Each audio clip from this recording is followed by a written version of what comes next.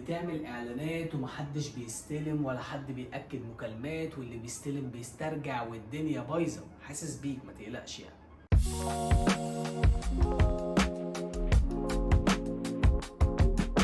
بس على ما اعتقد انت عارف ايه السبب.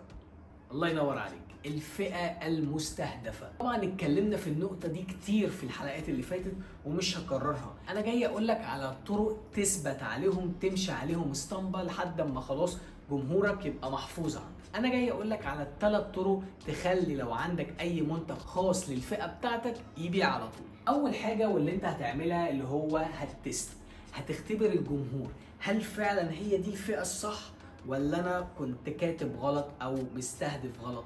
اصل برضو كل فئة بيبقى عندهم حاجة خاصة بيهم. بمعنى في ناس بتكون حابة اللكشري ومش فارقة معاهم الفلوس، كام ده كذا مش مشكلة اهي. في حد تاني بيكون فارق معاه الفلوس، بمعنى ان هو شايف ان ده غالي عليه، وهم نفس الفئة، هم نفس كل حاجة، بس ده عنده طبيعة وده عنده طبيعة. فلما الإعلان بتاعك هيظهر للاتنين اللي في نفس الفئة، ده هيشتري، ده لا، ده هيستنى لما انت تقلل سعر. أنا دايما بقول وهقول إن أهم حاجة في البداية هي التست. انت بتجرب الفئة بتاعتك. طبعا خلاص بقى احنا موضوع الفئة ده عرفناه، بس جوه الفئة دي الناس دي بتحب ايه؟ هل مهتمية بالسعر اكتر؟ مهتمية باللاكشري اكتر؟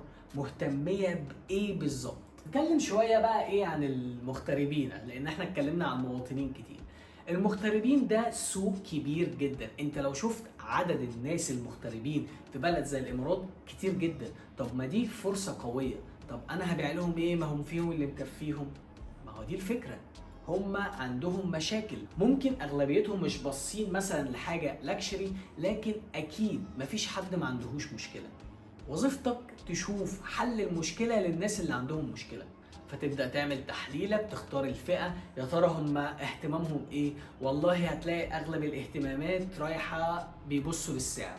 خلاص طالما هم بيبصوا للسعر ماشي، بيع لهم بسعر قليل، بس في مقابل كسبت سوق جديد ما عليهوش منافسه كبيره. هي دي الفكره، لازم تختار كل فئه بعنايه وتسوق لها بالطريقه اللي تناسبها، لان لما توصل لنقطه شبه دي يبقى انت عديت مرحله الاختبار. خدت فئه معينه، فهمت بيحبوا ايه مش بيحبوا ايه، بيشتروا من دي بيبيعوا من دي، فانت بتخصص نفسك. ما انت هتمسك الفئه دي بتاعتي، خلاص انا سيبولي انا الحته دي. فاهم الفكره؟ لكن لو فضلت شويه منتج مغتربين، منتج مواطنين، منتج مش عارف رايح للسياح، هتلاقي نفسك تهت اصلا والالجوريزم تاه معاك ومبقتش عارف تركز رايح فين وجاي منين. لان احنا دلوقتي التشتتات على قفا من يشيل، احنا بنحاول نركز. انت مكمل معايا لحد دي لان انت عايز تعمل حاجه، فما تضيعش نفسك في حاجات شبه دي. طب الحمد لله عملنا التيست بتاعنا وخلاص استقرينا على كل حاجه ليها علاقه بالجمهور. ابدا بقى نعمل ايه؟ هتبدا تعمل كاستم اودينس، جمهور مخصص. ده جمهور فيه كل الناس اللي اشترت منك بصفاتهم بكل حاجه.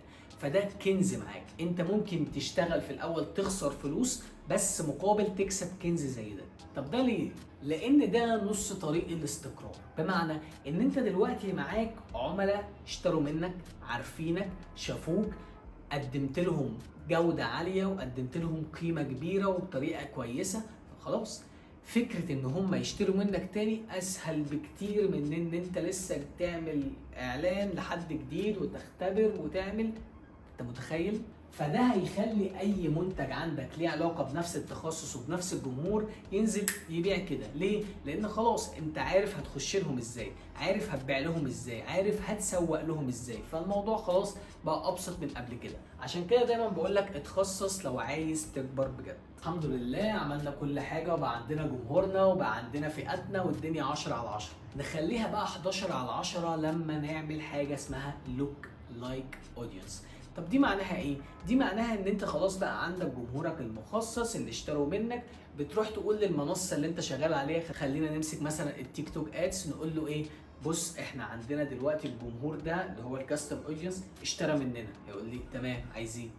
هقول له بعد اذنك انا عايز جمهور شبه ده بالظبط، بنفس الصفات بنفس كل حاجه، بس جمهور جديد مش هو. السلام عليكم.